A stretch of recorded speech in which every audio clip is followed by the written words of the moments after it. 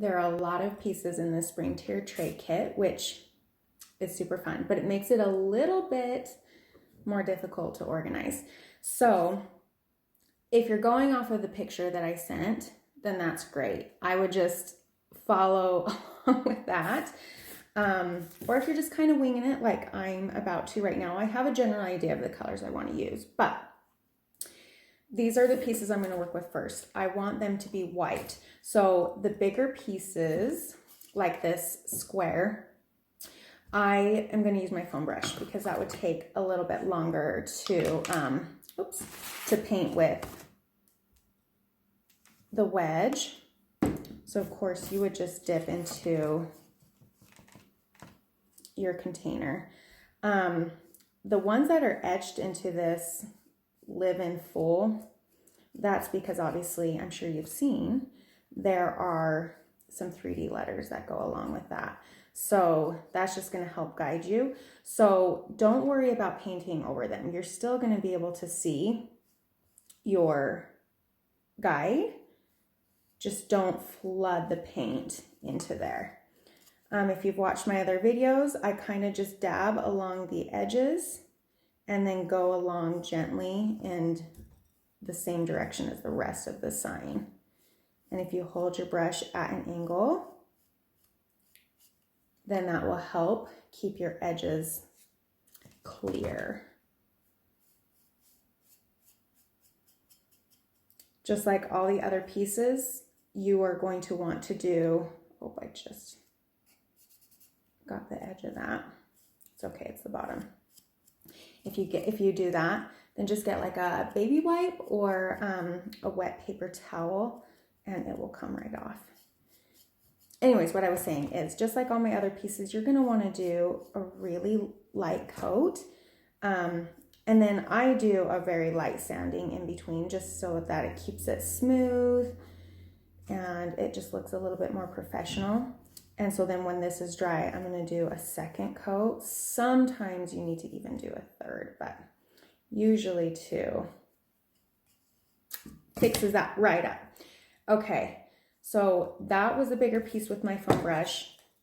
I'm also going to do the vase and flower outline with the foam brush, but I will do that off camera so you don't have to sit and watch. The technique is the exact same.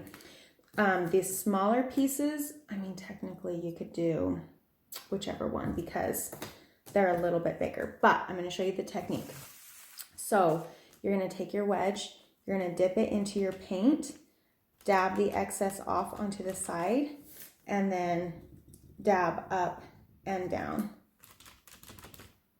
And it's going to be, this is going to help keep your edges clear. And it's going to be the same thing with the foam brush. You're going to want to do 2 to 3 really light coats to keep it looking even and a lot more professional.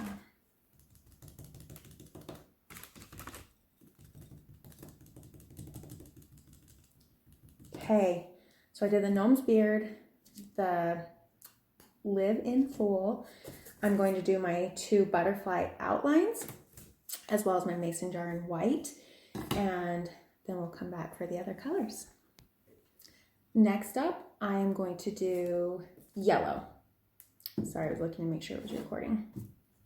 So my yellow pieces that I'm going to do is my shiplap, Our Nest, Hello Spring, the back part of the side butterfly, one of the flowers that has the 2 holes in them, and then this conglomeration of flowers, it goes on top of the vase. I'm just going to do one of the flowers in yellow. So I'm going to do, because I have an idea for part of the yellow. So I'm going to work on the flowers, both of them, Hello Spring and the butterfly. So I'm going to get a wedge, pretend that this is in a little pod. Same technique. I'm going to dab into the paint and then off to the side and then carefully dab up and down. And as long as you're not flooding it and you're just doing light coats, your etching for the middle of the flower is going to stay nice and dark. Paint should not get in there. But if you accidentally get a little bit too much and paint does get in there, you can just get your toothpick and rub it in, like run it along the lines, and the paint will come right out. I'm gonna have to do that on my mason jar once it's dry. With the foam brush, I put too much paint on, so a little bit of it has some white paint in the etching, so I'll have to clean that out, which is totally fine. Okay. I am going to press pause while I do the Hello Spring, this and this flower. Oh, and this flower. I'm going to do 2 coats of the yellow on these pieces, and then I'll come back on when we do the next 2 pieces. Okay, now that I have these ones done, I'm going to set them aside so they can completely dry. As you can see, for the mason jar flowers, all I did was, I'm trying to hit it in the light, I just did 1 flower, so I was just really careful when I went around the edges, just with the edge of the sponge, so that I can do other colors. So I want to add a little bit of dimension for the Arnest and the shiplap backer. So what I'm going to do is, instead of doing it pure yellow, I'm going to go ahead, and what you would do is take some of your leftover white, and I am going to mix it with what I had with the yellow. I'm just using my foam brush. You can use a toothpick, a plastic knife, if you're not wanting to use the foam brush, just in case you change your mind. You can always rinse it out though. If you're like, oh no, I need to use it again for white, just rinse it out.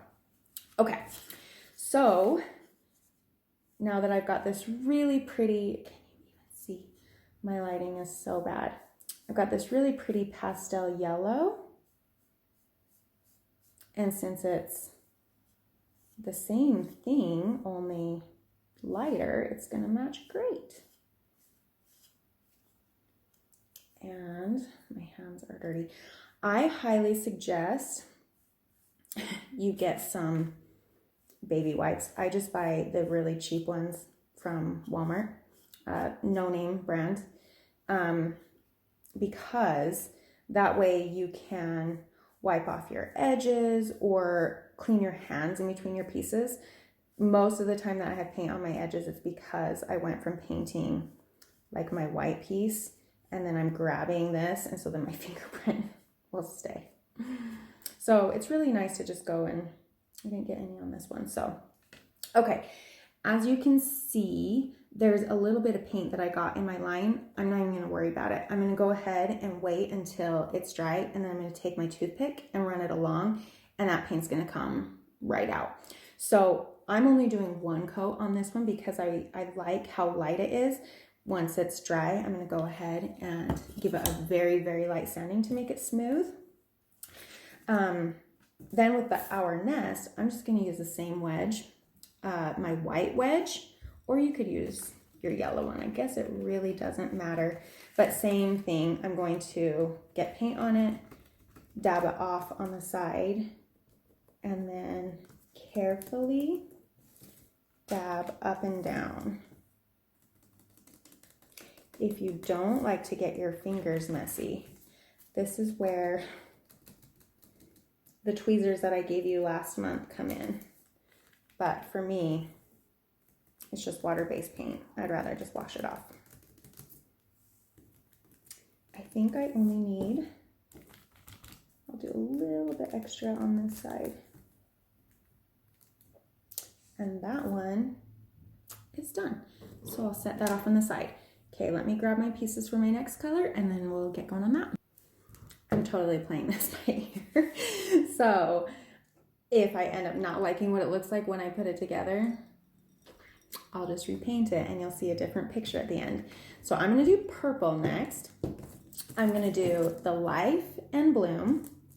I'm going back to my mason jar flower cutout. I'm going to do one of the other flowers. The mini flower that does not have any holes in it, and one more flower that does have holes. So those are all the ones that I want to use for purple. Okay. I like reuse all my sponges, so I'm looking to see if I had a smaller sponge, but I don't. That's okay. Okay, dab the excess off, and then up and down. Nothing changes.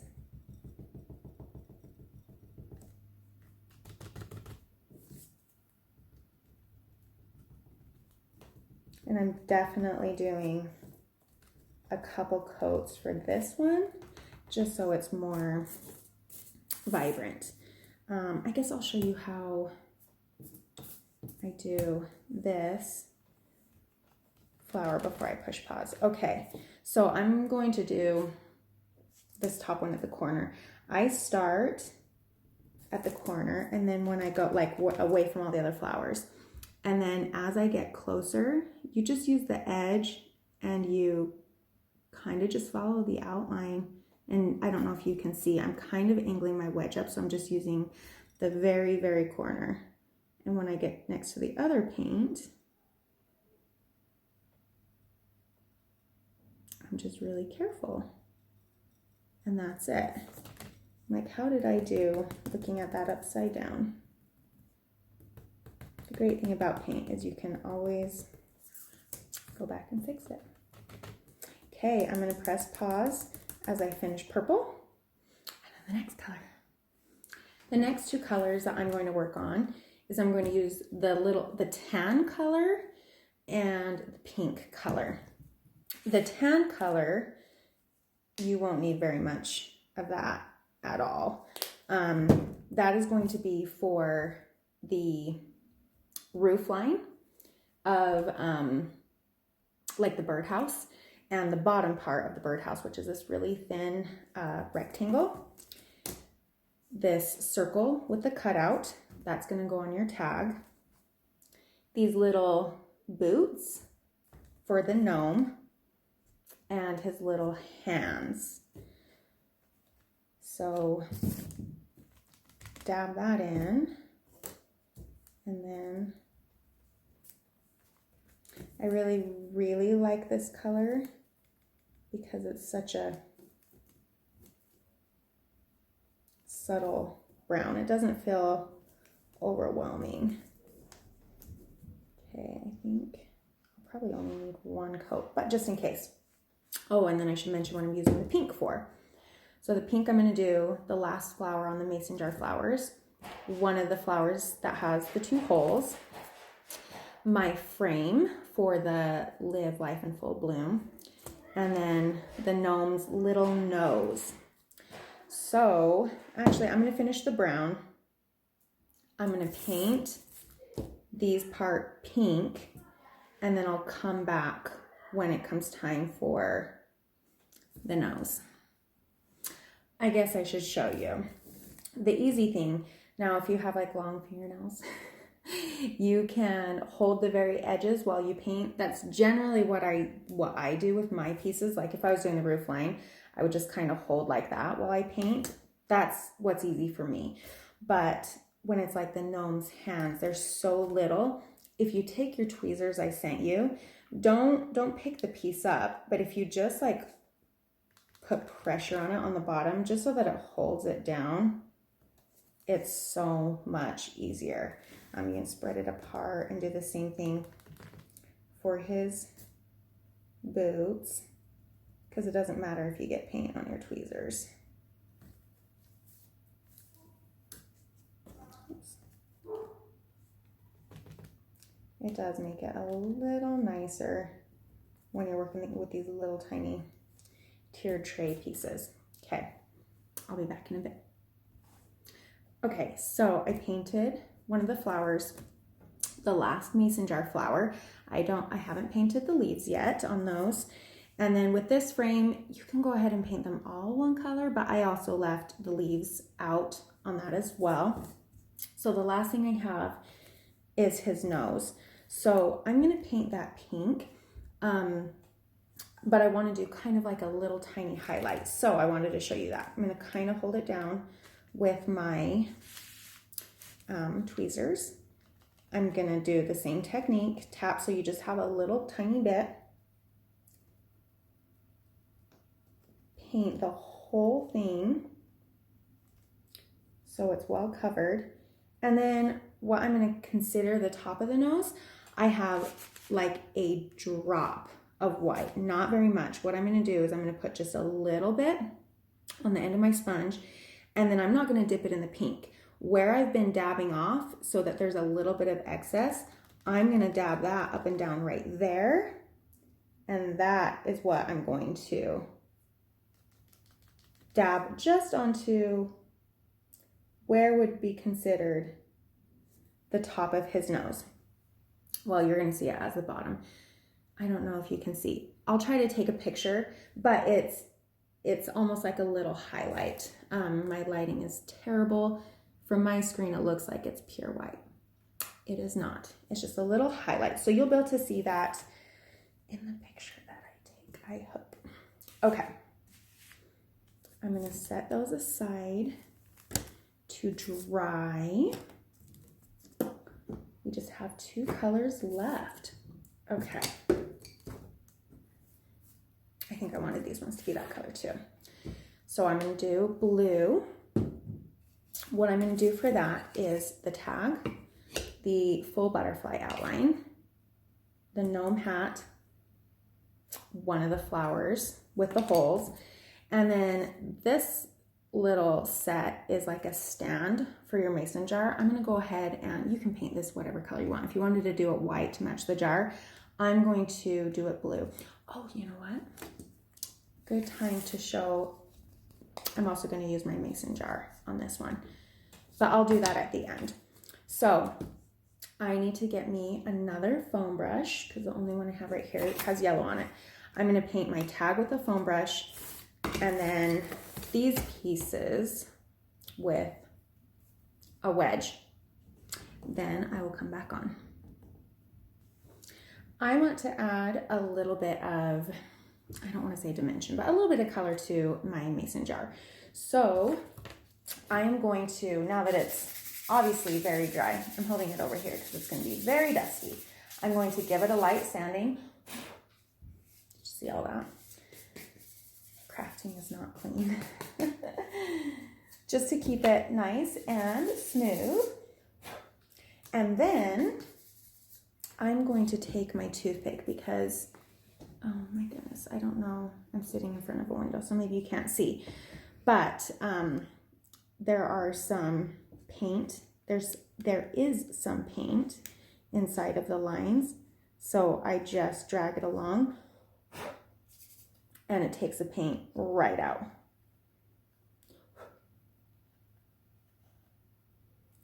Okay. Generally I do that when it's still wet, but I didn't. Okay, so I am going to get a little bit of white, a little bit more than just a dot. I'm going to take my foam brush that I just painted my pieces with, and I'm going to mix it with the white. I want a really, really subtle blue color. Then I'm going to take the foam brush that I used, the blue one, and I'm going to dab it in, and then ever so carefully, just very, very lightly, I'm going to dab up and down across the bottom.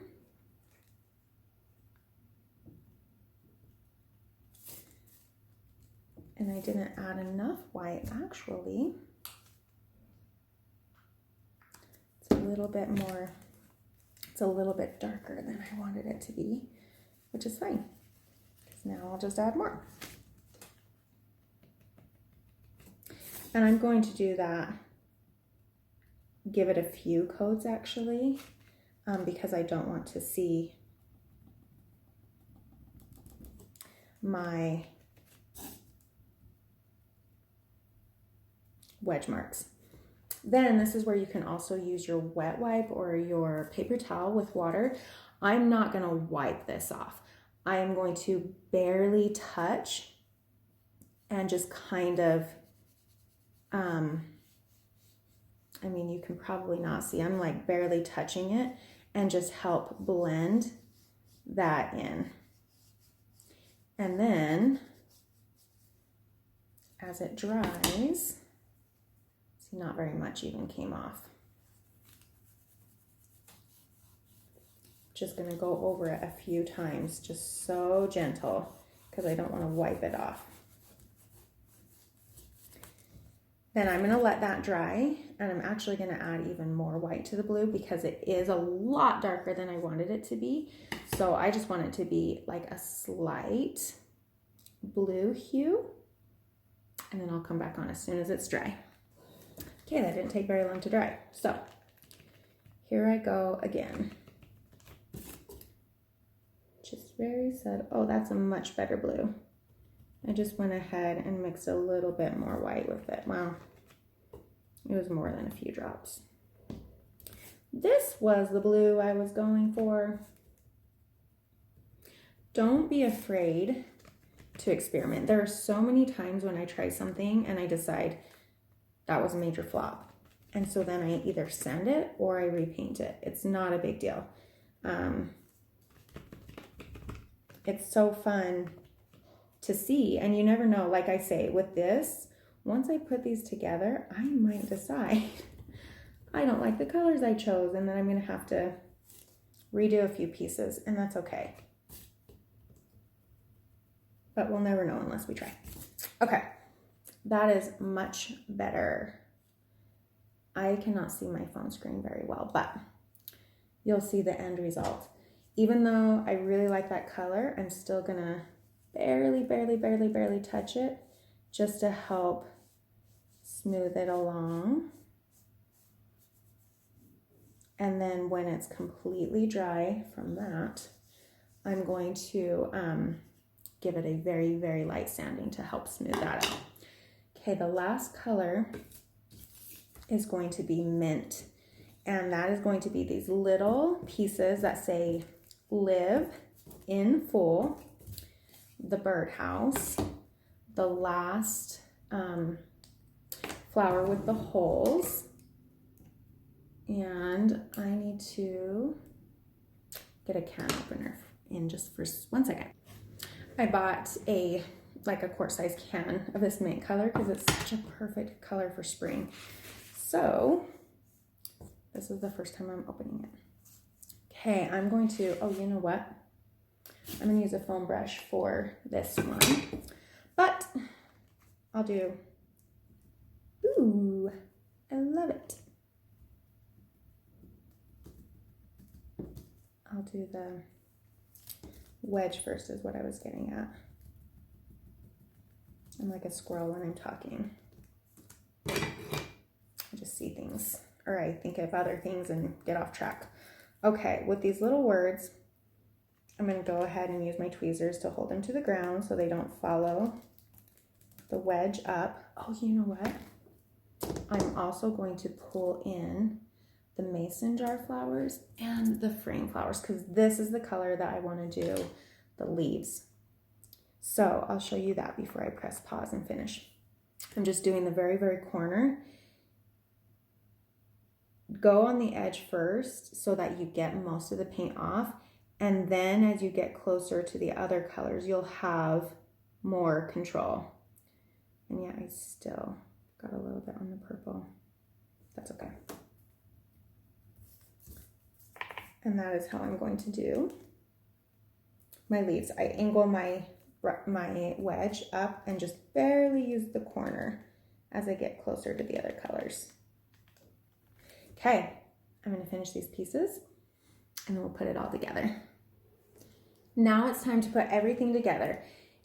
If you got this super glue, once you take this cap, there is a pokey end. You're going to have to poke the metal, it's not metal, the seal in order to get it to open. Do that over a paper plate, not over your signs, because sometimes pressure builds up and a little bit will come out. And then it's got this little cap. Super glue is runny, and a very little bit goes a very long ways, especially with these little pieces. So the first one that I'm going to go over is this Live Life in Full Bloom. So get your backer piece, the white piece, and then I'm going to get my little tiny L, and what I'm going to do is I'm going to squeeze, a lot of super glue, just a tiny bit of super glue onto the paper plate. I'm going to get my tweezers. I'm going to work quickly because it dries fast. Dip it in the super glue, dip the excess off, and then line it up with the etching. The same thing with the eye. I'm going to barely dip the excess off, and then my tweezers got all crazy for a second there. Okay. If it's easier to use your fingers, you can use your fingers. Working with super glue, if you don't super glue your fingers together, bravo. I still do all the time.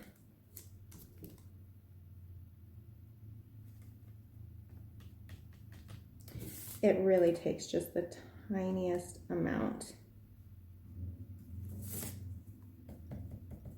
And then I'm going to do the in. This one will be a little bit easier because they're connected, but the same thing. Dip, dab off the excess, line up, and press down. I didn't get, my super glue must be dry. So I'll put a little bit more on my paper plate. So there's no super glue on this. Hi, Charlie.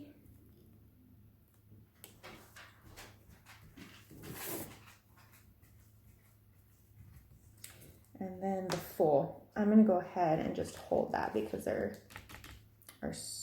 so much of it that it's easier for me in using the tweezers. Okay. Oh my goodness. The super glue, like I say, it dries so fast.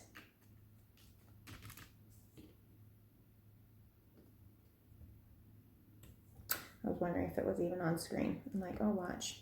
Or did I even push play? I did. Okay. Now, what this is supposed to say is live life. So I'm going to go ahead and center it up there. And then, actually, good thing I remembered.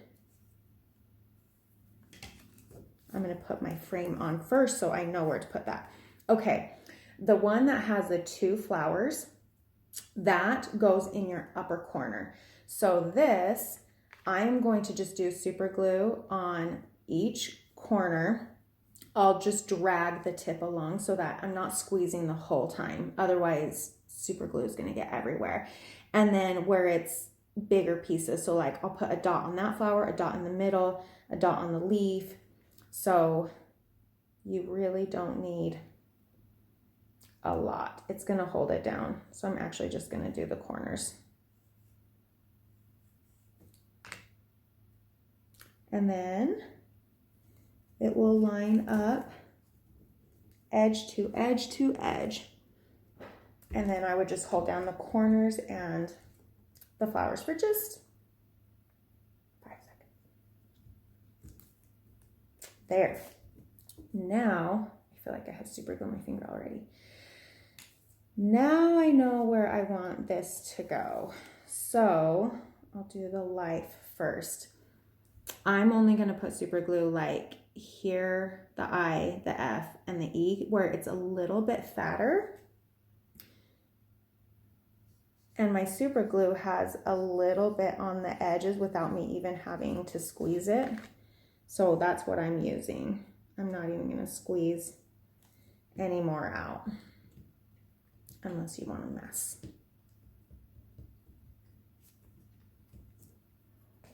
And then with the bloom, I'm going to do the same thing. The edge of the B. Oh, now I'm going to have to squeeze a little bit. The L. Just do the excess on a little bit of the M.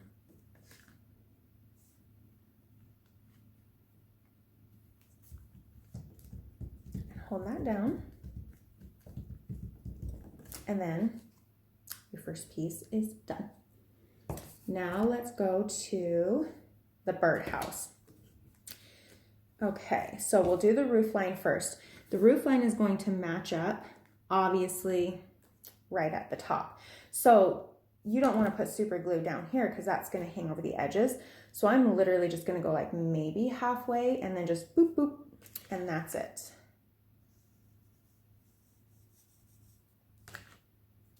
My super glue is running out. Don't worry, it wasn't brand new. You'll have plenty of super glue for your project. Okay, and then with this, it's gonna hang over as well. So I'm just gonna go about 3/4 and just do one thin line. And then just eyeball it. It's gonna hit the bottom, but eyeball how much it's supposed to hang over on the edges. And then where you want our nest to go. I'm gonna kind of, I like mine offset. So that is what I will do. So you can either do the dipping technique if that's the easiest technique. I'm just gonna hit a little bit of the pieces.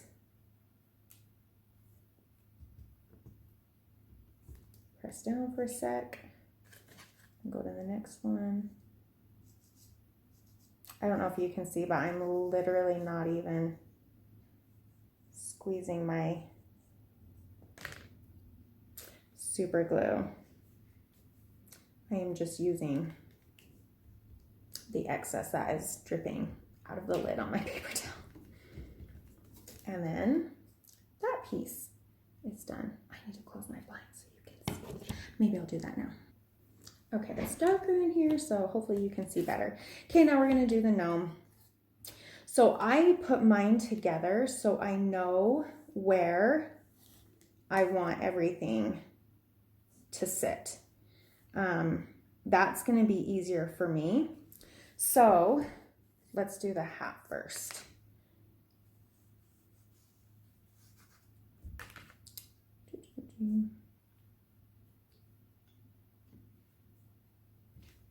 And then once that is glued down, I can take off my bigger pieces or my upper. Oh my, I'm running out of memory again, so I'm gonna run out of time. This boot fits right into his beard. You might have to go off of the picture if you can't see. And then the other boot goes against his beard. Hi, Macy Grace. And fits right, touching the other beard.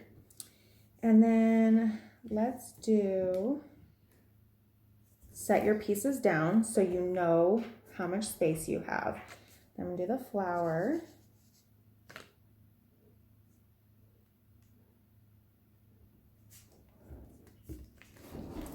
The nose.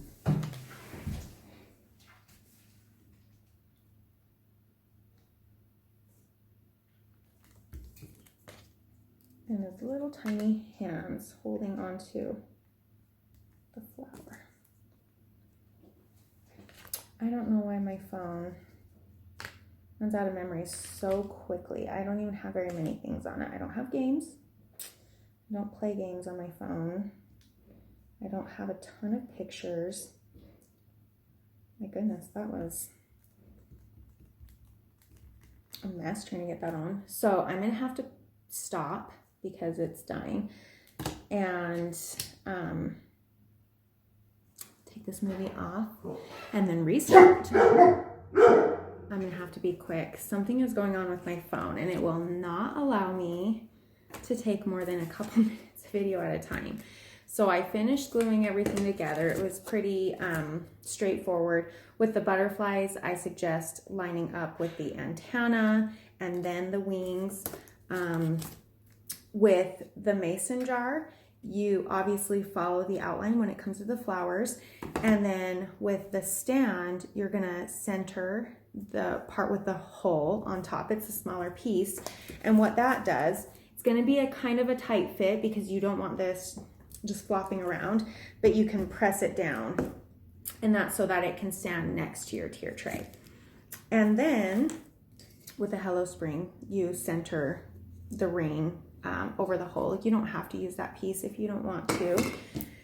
Now to string the banner of flowers, what I did is I got a piece of Scotch tape and I wrapped the very end. It was the tiniest little piece. I wrapped it around my twine because it's really difficult to get the twine through the holes. It's going to eventually fray. So the Scotch tape just helps that. And then stringing them together is pretty straightforward. I'm going to push pause because I wanted to go over the beads with you, and I want to make sure I have enough space for that. Okay, we're going to finish off with our Hello Spring tag. You're going to take one of the shorter pieces of twine and you are going to put it through the hole and then just tie a knot right on the end, or the top, I should say.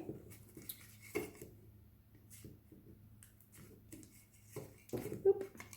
Okay, then you're going to string your beads. You might need to do the same trick if you find that your twine is fraying. Put a piece of, I think that bead didn't, put a really tiny piece of Scotch tape along the edge, just to help guide that through. Another thing I've done is I've put super glue on the end to harden the end, but then you have to wait for it to dry. And that takes a little bit.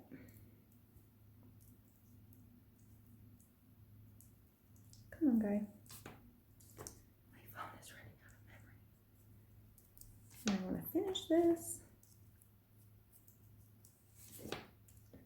If my phone wasn't running out, I would have, like, it would be really fun. You can paint your beads. It is a labor of love. You can set them like on a pencil or like on your tweezer and paint them. It's kind of a pain, but it's really cute. But I'm not gonna do that. Okay, and then I'm sending you with a tassel. So what you're gonna do is, I would use a pencil if I was you to find the guide to get the hole. Can you see that? And then feed the end of your twine through there with your tape on it. And then you're just gonna tie it off. Just like so. So that your beads have a little tassel on the end, and then I'm gonna trim it. And now you have a cute little farmhouse tag. And that is it. So I'm gonna try to get these videos merged together, and let me know if you have any other questions.